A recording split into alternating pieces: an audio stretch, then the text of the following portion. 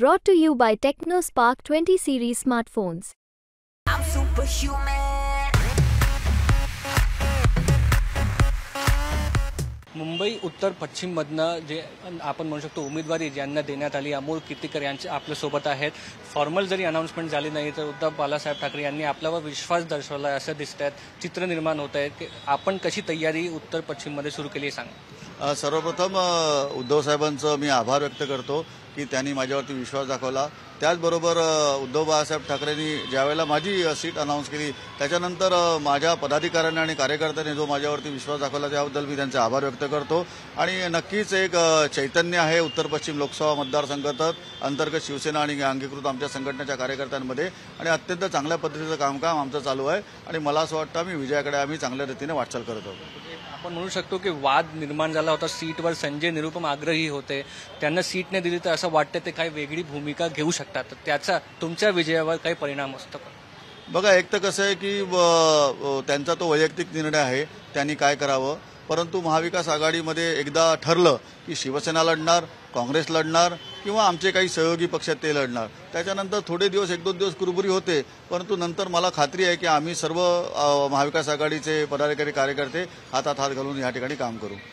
म्हणू शकतो की पुढे जाताना आता उमेदवारी डिक्लेअर झाल्यानंतर आपल्यावरही आपण म्हणू शकतो की जसा माहोल दिसतोय. अरविंद केजरीवाल यांचं प्रकरण झालं ईडीचा, आपली ही चौकशी झालेली आहे, तर एक प्रेशर वाटतंय की कधीही हे प्रेशर आपल्यावर येऊ शकते असं वाटतं एन्फोर्समेंट डायरेक्टरच्या खिचडीमध्ये? अजिबात नाही, कारण त्या ज्या गोष्टी आहेत त्याच्यामध्ये तथ्य नाही आहे.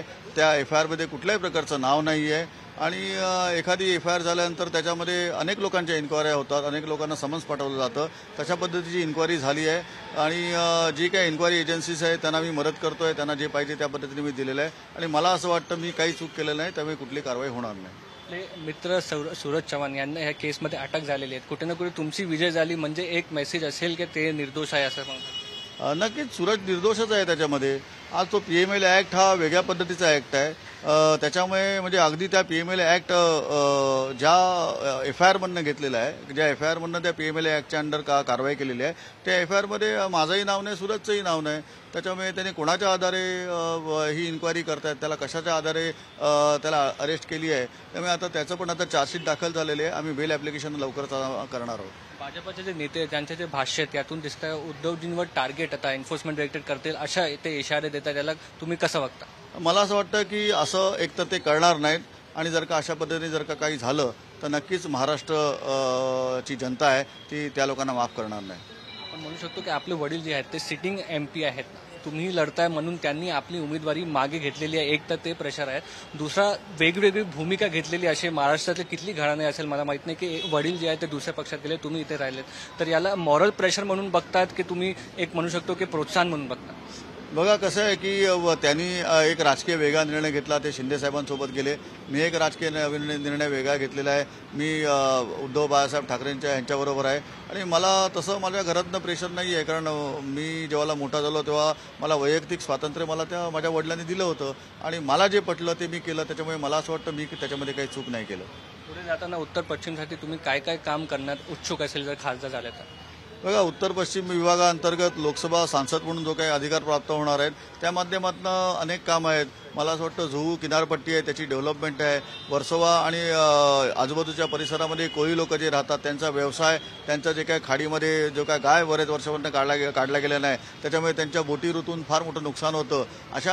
असे प्रॉब्लेम्स आहेत. त्याच पद्धतीने मला असं वाटतं की त्यांचे जे काही परतावे मिळायचे असतात डिझेलच्या त्यांच्या ह्याचे म्हणजे त्यांना जे काय हे मिळतं सवलत मिळते त्याचे तेही त्यांना वेळेवर मिळत नाही किंवा बरेच काळ मिळालेलं नाही आहे. त्याचबरोबर ह्या भागामध्ये मोठ्या प्रमाणामध्ये पोस्ट ऑफिसेसचे लँड्स आहेत ते खाली पडलेले आहेत. काही ठिकाणी तर त्या लँड्सवरती काही लोक ग्रॅबिंग करत आहेत. तर अशा लँड गेले 10 वर्ष त्या ठिकाणी पोस्ट ऑफिस डेव्हलप होऊ शकत नाही. पोस्ट ऑफिसमध्ये सर्वसामान्य जनता जाते की ज्याला पोस्ट ऑफिसशी निगडीत कामं असतात आणि मला असं वाटतं की त्याचबरोबर इथे काही मिलिटरीचे एरियाज आहेत त्याच्या आजूबाजूला झोपडपट्ट्याज आहेत किंवा त्याच्या आजूबाजूला छोट्या छोट्या बिल्डिंग आहेत त्यांची रिडेव्हलपमेंट होत नाही. एसआरएच्या नियमाच्या अंतर्गत त्यांच्या शेजारचे लोक हे बिल्डिंगमध्ये जात आहेत, परंतु लष्कराची एनओसी मिळत नाही म्हणून फक्त ते लोक जात नसतील तर मला असं वाटतं हा त्यांच्यावरती अन्याय आहे. त्याचप्रमाणे फॉरेस्ट हा जो मोठा प्रश्न आहे, फॉरेस्टमध्ये गेले अनेक वर्ष त्या ठिकाणी अनेक कुटुंब राहतात त्यांना एकतर परमनंट घर दिलं जात नाही आणि जर का दिलं जात नाही म्हणून ते तिकडे राहतात टेम्पररीरित्या तर त्यांना कुठल्याही प्रकारची नागरी सुविधा दिली जात नाही. आज मुंबईमध्ये राहतात परंतु ते अगदी गावाखेड्यासारखं त्यांचं वास्तव्य आहे. मी सुद्धा फॉरेस्टमध्ये जाऊन आलेलो आहे. त्यामुळे हे सगळे जे प्रश्न आहेत त्या प्रश्नांना वाचा फोडण्यासाठी त्या प्रश्नांना उत्तर मिळवण्यासाठी माझ्या अधिकाराचा मी नक्कीच चांगल्या पद्धतीने वापर करेन. धन्यवाद. हे अमोल कितेकर होते. आपण म्हणू शकतो अंधेरी विधानसभा असू द्या किंवा उत्तर पश्चिम मध्ये जी कॅम्पेनिंग आहे ते कॅम्पेनिंग त्यांनी सुरू केलेली आहे. कॅमेरा पर्सन साहिल चव्हाण सोबत मुस्तफा शेख, मुंबई तक.